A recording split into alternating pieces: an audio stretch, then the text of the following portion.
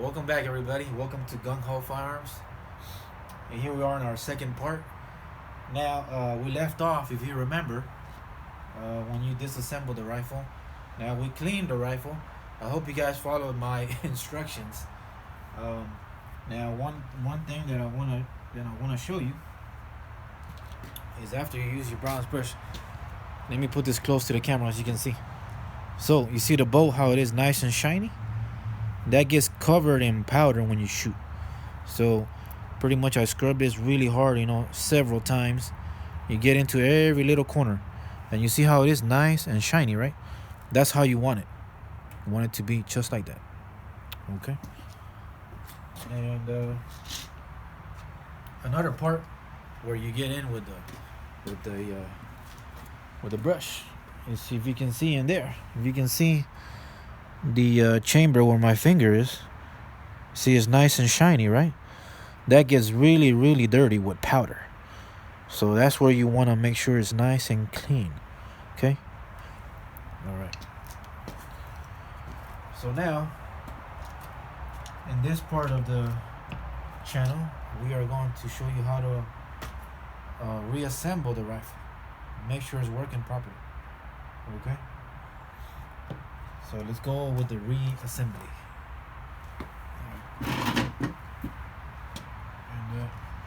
And in another video later on, I'll show you how to grease up the rifle.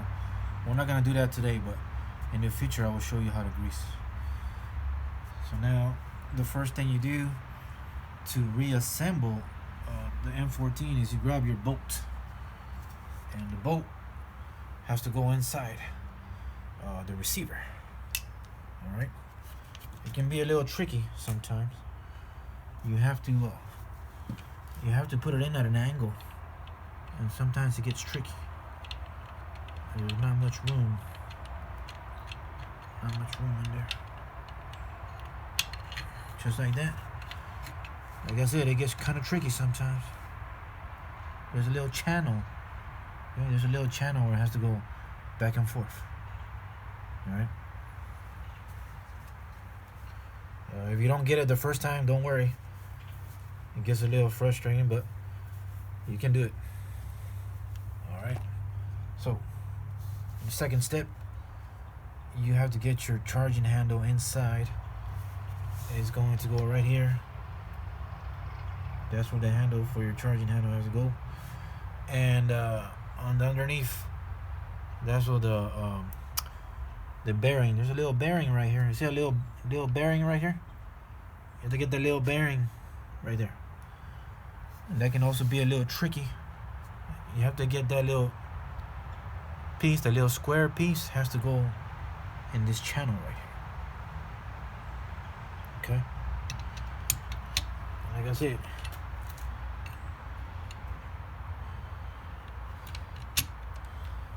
And then just like that, you see what you want to do. Let me see if I can show you in the camera.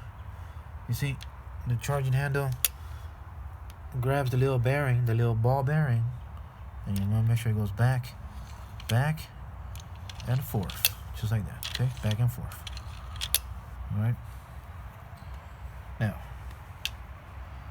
the next step is you want to get your spring and your spring guide. You want to get that inside the charging handle. Okay. And make sure you grab the spring. Make sure you grab it pretty tight, because it'll jump off into the air if you don't grab it, because it's gonna be under a lot of pressure. So don't let go, okay? Because you're not gonna find it if you let go. All right. So you grab the spring. As you can see, the spring is really long, right? So when you put it in, it's gonna be under a lot of pressure. Okay. All right. So you have to compress it. Okay. You have to compress the spring. The little pin right here has to pass through here. Okay. A little pin. See a little pin right there? To go through there. All right. So here we go.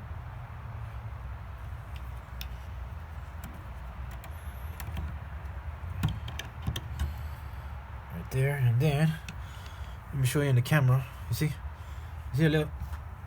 Let me put the screwdriver so you can see what I'm talking about. You see a little pin right there? That tiny little pin. The little pin. It'll go right there. See? You see that? You see? So now the spring is under the pressure. Okay? So it won't let go. Just like that. And there, that's it. Okay. So we're all set for that part. And by the way, this part here is what hooks onto your magazine. When you put a magazine into the rifle, this is what grabs your magazine. Okay? Alright. So let's continue. And now you have your receiver and your barrel is complete. Now you have to put this back into the stock. So give me 1 second. We'll grab the stock for you. Let me bring the stock so I can get back inside the video. This is your stock, right? So you have to get the stock back into the receiver. So first thing is this piece, right? This is your ferrule, your handguard ferrule.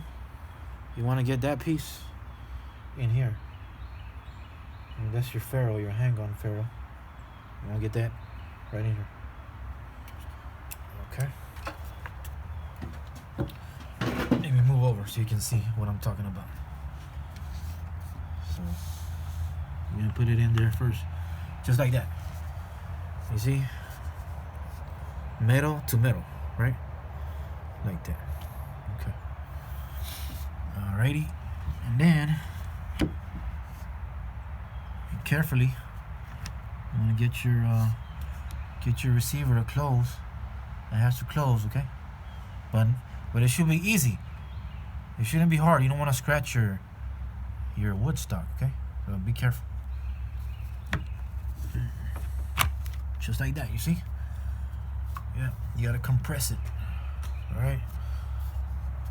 You see, it should be a smooth line all the way. Very smooth.